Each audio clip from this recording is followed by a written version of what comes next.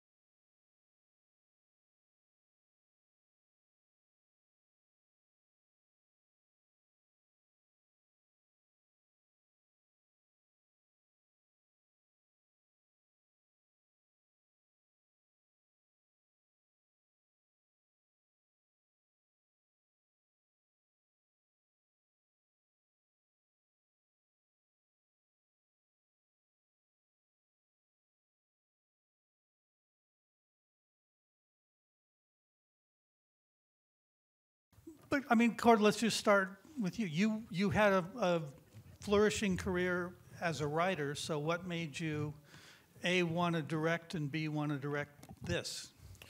I had a really, this isn't unique to say, we all had a bad 2020. But besides... What happened in 2020? Where were you? Sterling's been cryogenically It was great. frozen. It was awesome.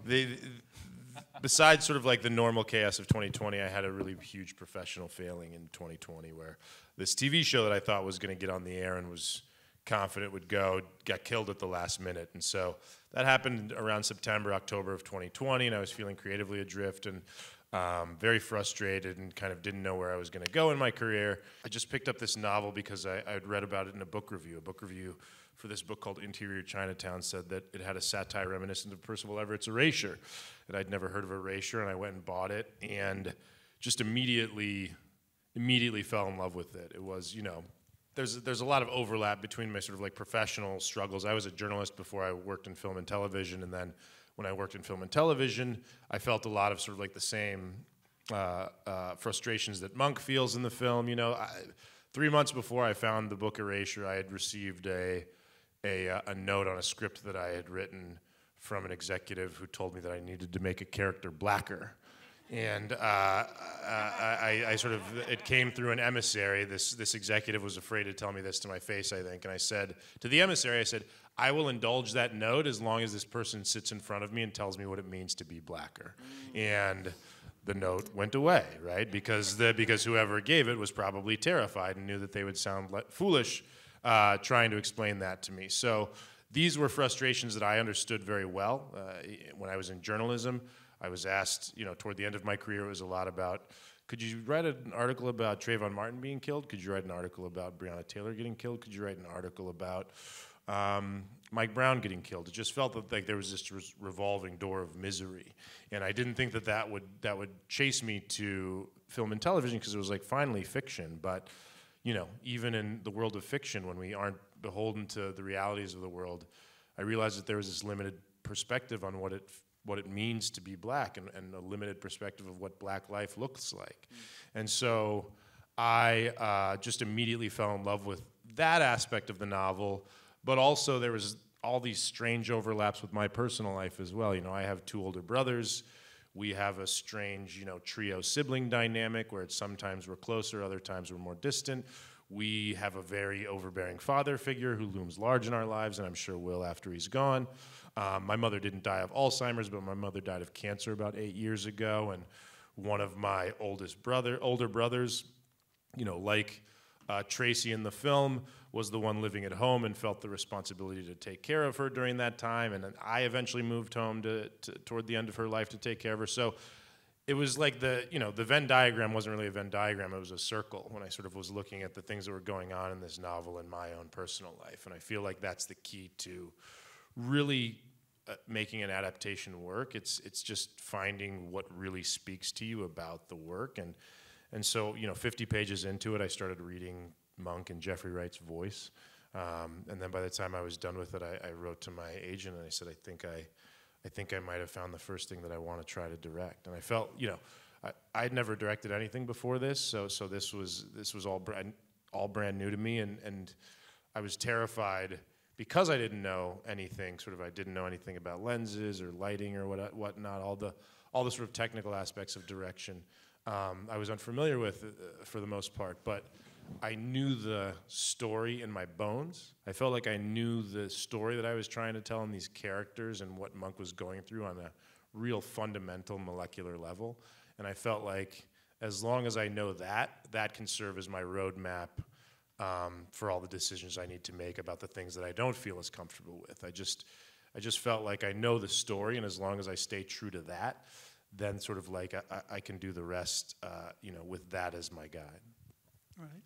Well, Sterling, I saw a lot of nodding when Cord was giving his answer. I mean, did you find that this speaks to your experience coming up as a black actor? I mean, did you feel like you were limited in what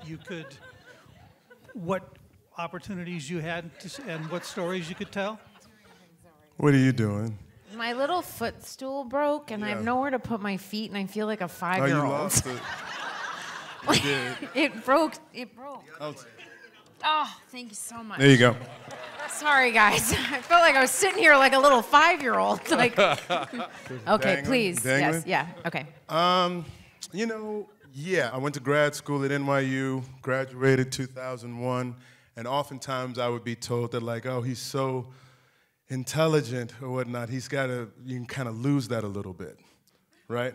Like that was, my wife can echo the same thing because we probably both heard similar sorts of things. It's like, he needs to lose that sort of part in order to, blend in more with the stories that are being told. And so I didn't do that many things until like it kind of became cool to be smart. It became cool for us to be smart. Hashtag real talk. Like, it was for the longest time, it seemed like if you could not, do something that was authentically of the hood, et cetera, that there was not, enough stuff to go around for you, which I thought I could do just fine. I didn't. You didn't? You didn't buy it? I or you couldn't do it, is what you're saying? Nope. I had a wall inside me that you just wouldn't. Well, is it because you couldn't, or is it because you didn't want to? I'm not sure if there was a difference Understood. for me, but and for me, I got a lot of not could you be more black, but more city, more urban, right? Like right. You're from like the hood. Yeah, we get stuff like that. So I think that's pretty common. I think what was such a joy to be in this film, like the satire is so delightfully scathing, but also hopefully delightful. You know what I'm saying? It's like, oh my goodness, do we do that? I didn't even realize that we put black people in a box. Like, hopefully, like it gives you that sort of feel to it, right? The fling of the hair. But thank you. Oh my God. But it's also, at the same time, what I think I also love about the script is while there's the skewer that's transpiring, he also saying, like, here's a story about a black family. It's like the Trojan horse. And then hopefully the audience is like, oh man, this is something that we don't get to see every day, and it's not sensationalized, and it's not trauma porn, and people aren't like about to die or anything like that, but it's just like life, right? And hopefully the audiences that we show it to, whether they are black or white and everything in between, are able to see themselves in that family, right? So that's what makes me feel happy about American fiction. Thank you, Cord.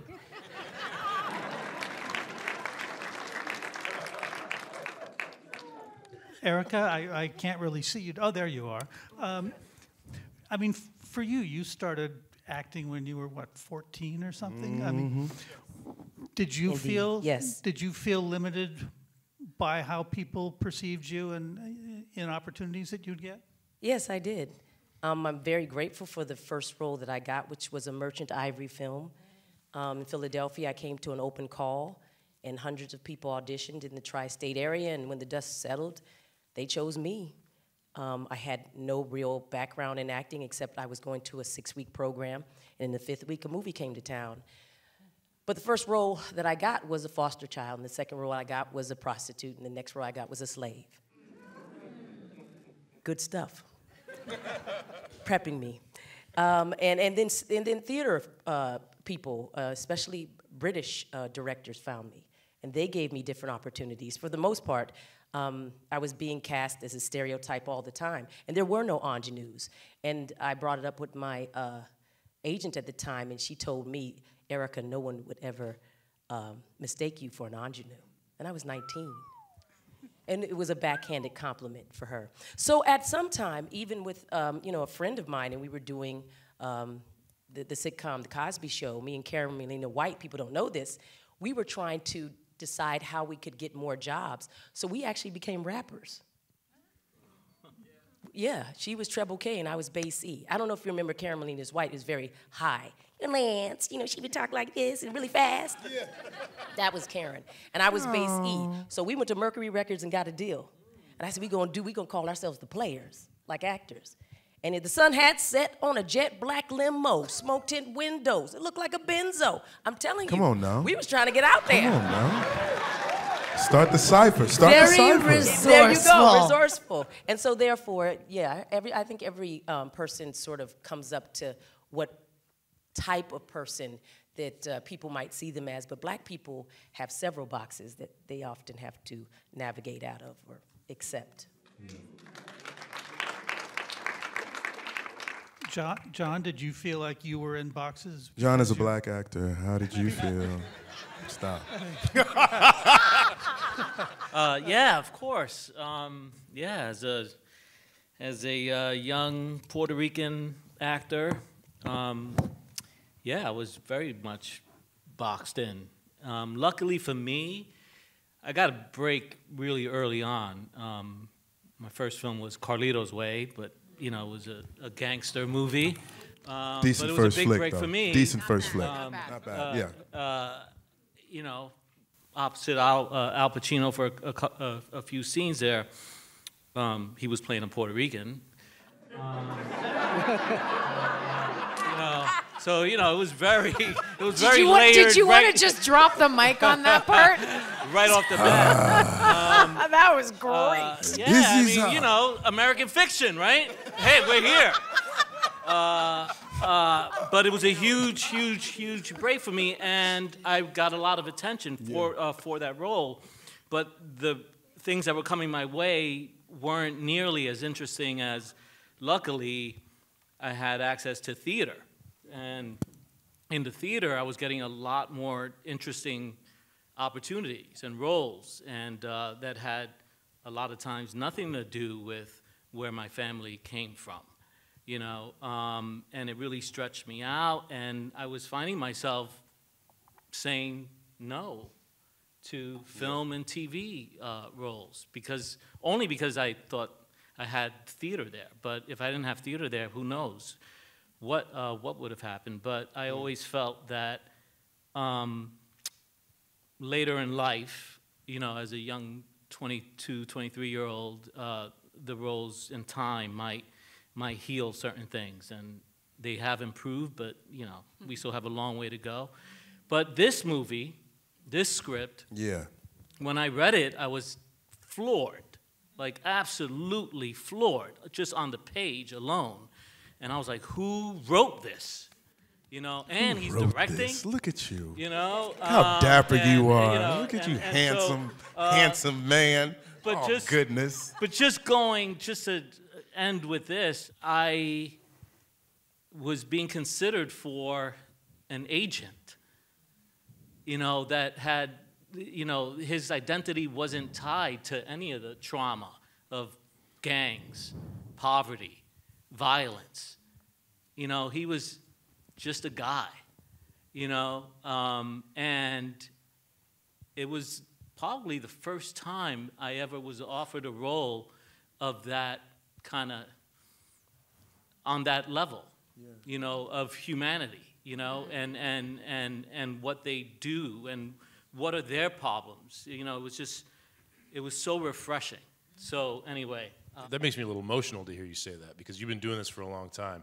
And a lot of people have come to me and said, how did you get this incredible cast? Like, this is your first movie ever. How do you get these incredible actors with these wonderful pedigrees, and they've been doing this forever, and they're working with you for your first time? And I say to everybody, look at what happens when you give people of color real roles. Like, when you give them real, substantial parts, you know?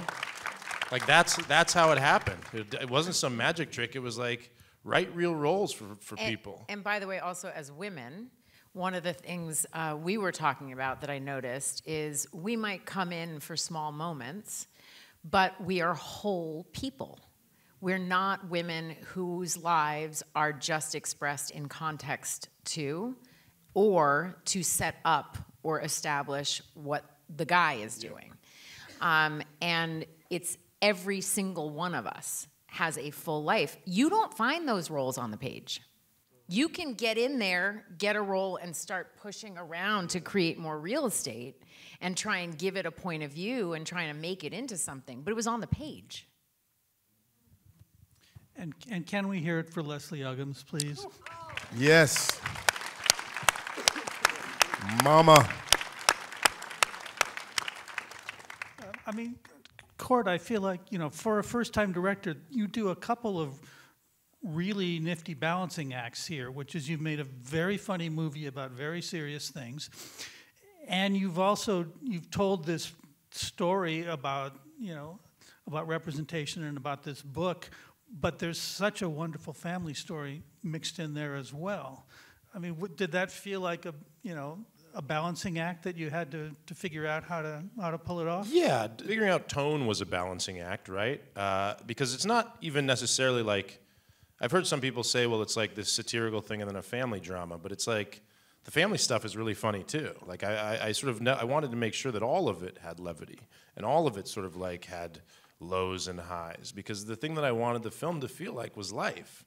And so it never felt strange to me to marry these two things, because when I have disasters in my professional life, I also have stuff going on in my personal life, and vice versa. When my mother was dying, everything else didn't stop in the world. You know, it's sort of like the world goes on. You got to deal with, you're spinning 15 plates. I thought for a long time that the older I got, the easier life was going to get, and it's like, in fact, it's that's the opposite, right? It's like it's only getting harder, and so this is what, to me, what life looks like. What was really hard to find was the tone. I sort of think, you know, we tried to find it on the page, then we tried to find it on set, and we really found it ultimately was in the edit. I had a wonderful editor named Hilda Rasula, and she really helped me sort of like thread the needle that I was trying to thread. But I'm really inspired by directors like Nicole Holofcener.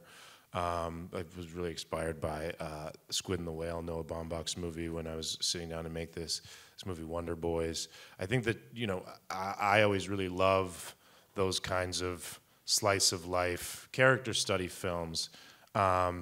It's just interesting that they, you know, it's always white people. You know, I'd never seen a movie like that kind of slice of life with people that look like me.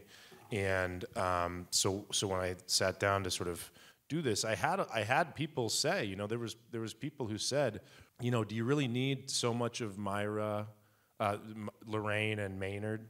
Myra Lucretia Taylor and Ray Anthony Thomas are both incredible actors, by the way. They sort of wish they could be here. But there was people who said, you know, do you really need so much of Lorraine and Maynard's love story? Yes, It's you do. kind of a tangent. Yeah, and the thing that I said is like, Yes. the thing that I said is like, it's not just a movie about this satirical thing that happens. Like, to me, it's, you know, it is important to me that we show that we not just include Lorraine as window dressing, and she's there to sort of like get, as Tracee was saying, is that she's just there to come out and give some expository dialogue, and then sort of like everybody else leaves, and then she disappears. Like, that to me is an important aspect of this story, is that this character feels real and lived in, and feels like a real human being with real passions and identity. Like, that to me is part of what's important about the movie, is giving a tremendous actor like Myra Lucretia Taylor a good part and a good role to play, and sort of allowing her to sort of live in that and fall in love. And that's another thing, man. It's like I think we should see more love stories with old people. I do.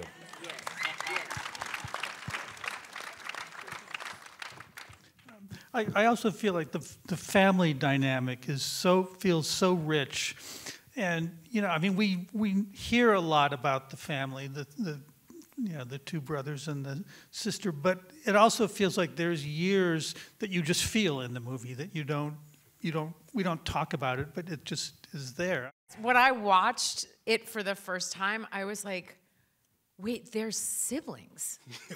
like you really feel it. Like I was like, oh my God, that's my, like, you get all the dynamics. I also was one of three. I'm one of three. Even though I'm one of three. Yeah, and I was like, oh, this is the three dynamic. This is what this is and what it looks like. You don't see Cliff till about third or quarter of the way through the movie or whatnot. But like when I watched the movie, I was like, oh, that's Cliff. Like I knew who I was because I'd been sort of like, they've been talking about me. I was like, oh, there I am.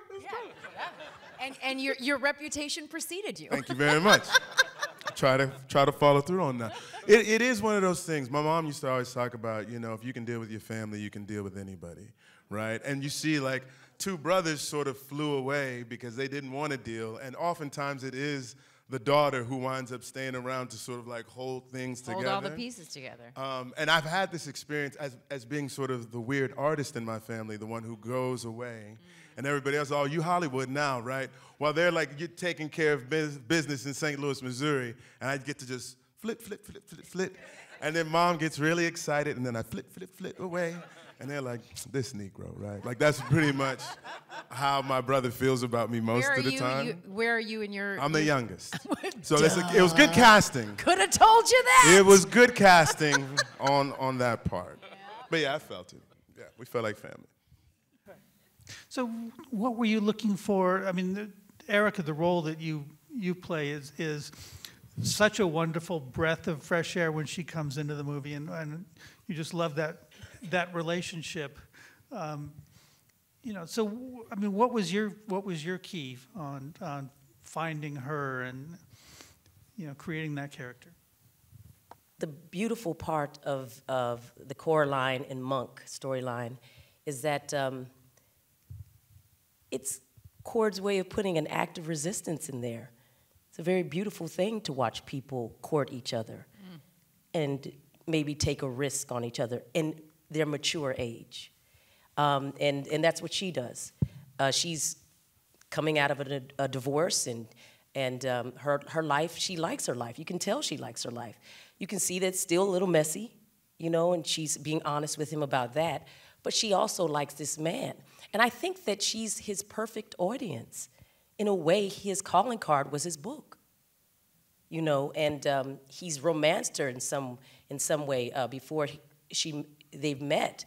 But I don't know if he's ready for her. She's ready to try. I don't think he is, but I think that that's really beautiful. And we're having conversations online all the time, especially in social media with black people, about whether a woman is too masculine, too aggressive, you know. Listen to her. She said, I know, you heard it. Come on, sis. That's real. can be very toxic. It can be very toxic because it goes unanswered. So I think this is a great model.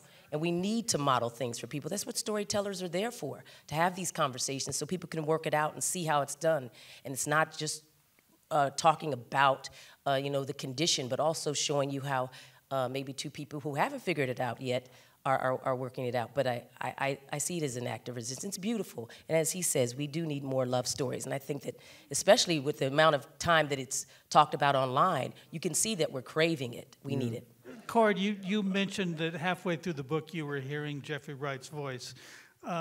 Isn't that dangerous when you haven't gone to Jeffrey Wright to ask him if he wants to be in this? Yeah, incredibly dangerous. Jeffrey, I didn't remember this letter that I sent him, but they told me to attach a letter to the email that they were going to send him, and so I wrote a letter. And I don't remember writing this line, but he told me that there was a sentence that said, "I have no plan B." And that was sort of like my real kind of Hail Mary to Jeffrey. I have no plan B. Shoot your shot, if it's not you, I don't know what I'm going to do. I love Jeffrey since I saw him as Basquiat in the 90s.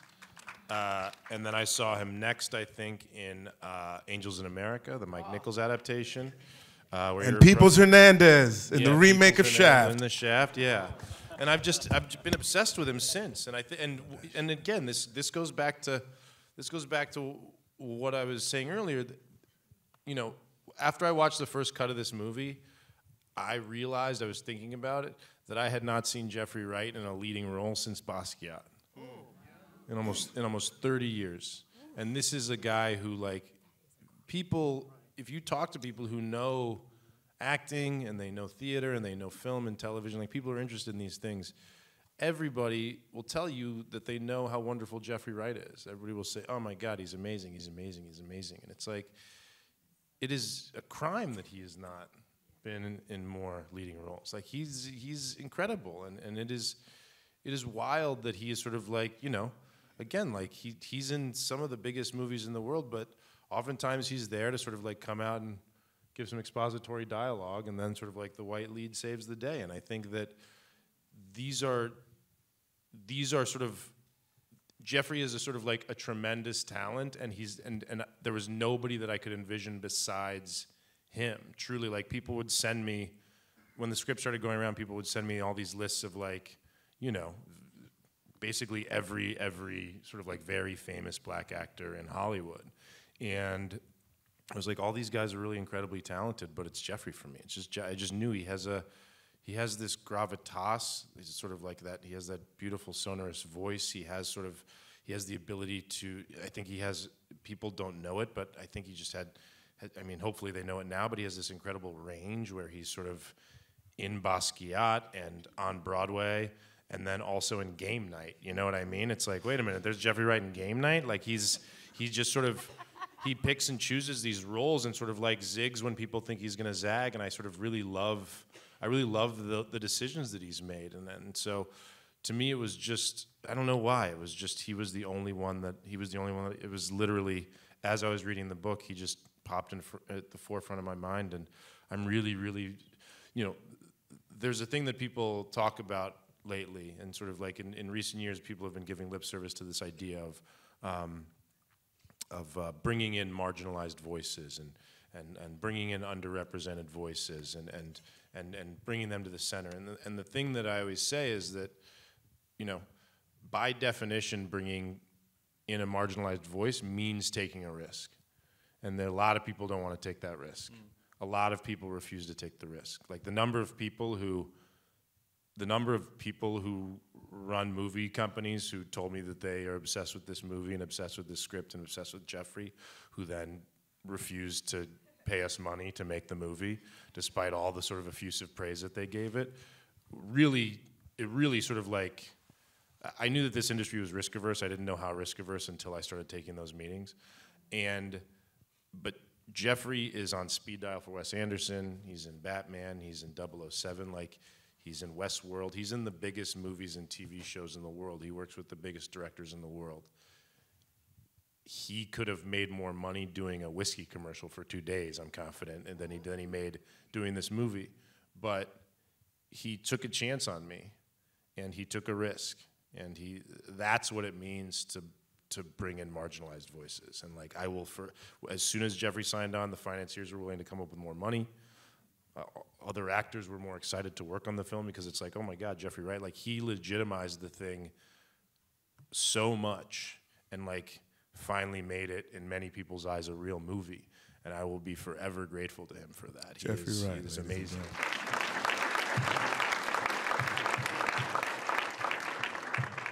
And the thing that all these people did that sort of all the people to my left that was really important was it's difficult to play a lovable grump. That's a hard road to travel because if you err too far into the side of grump, people don't want to root for you anymore.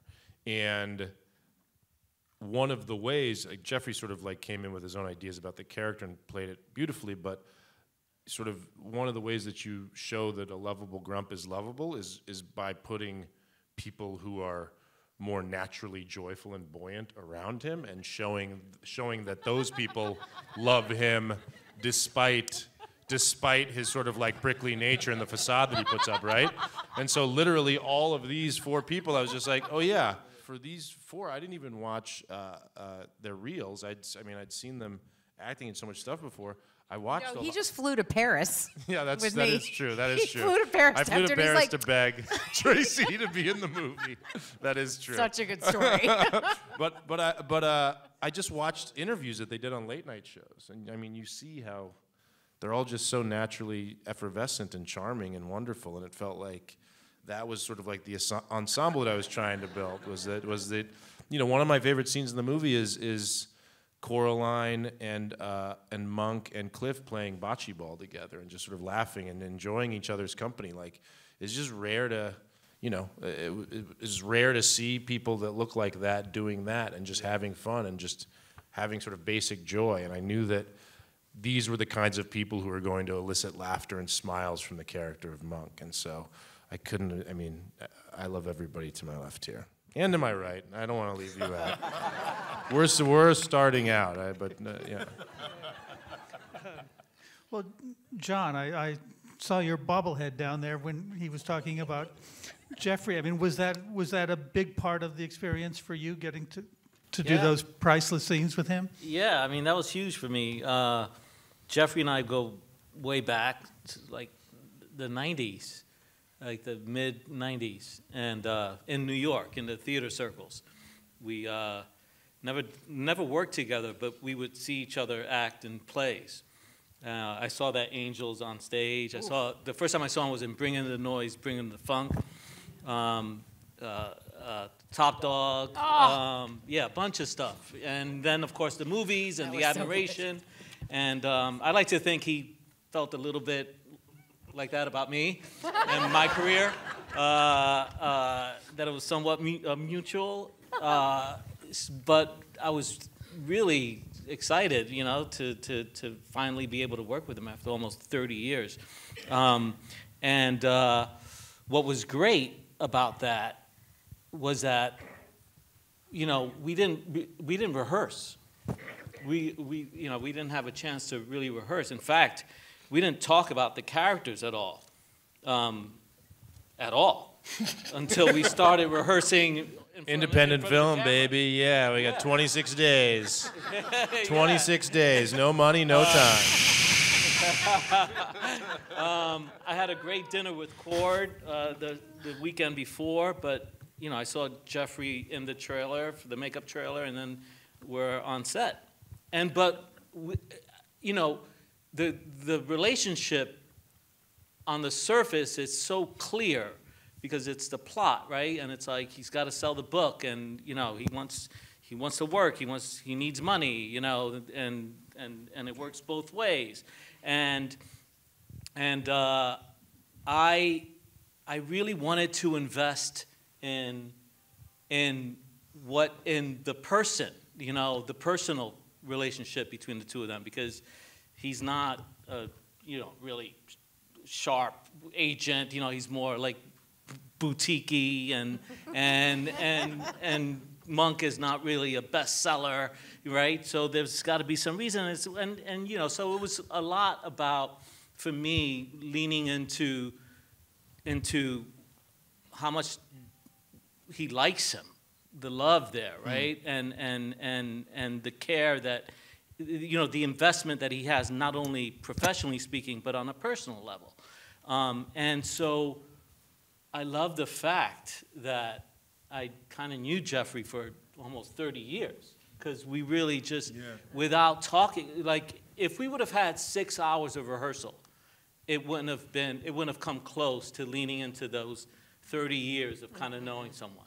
And that's what we leaned into. And so it was just great to trust that, and to have you, Cord, trust us and believe in us, that ultimately it really felt like we were just doing that thing that actors wish they can do all the time, which is essentially just play. You know, just be kids, you know? And so luckily that happened.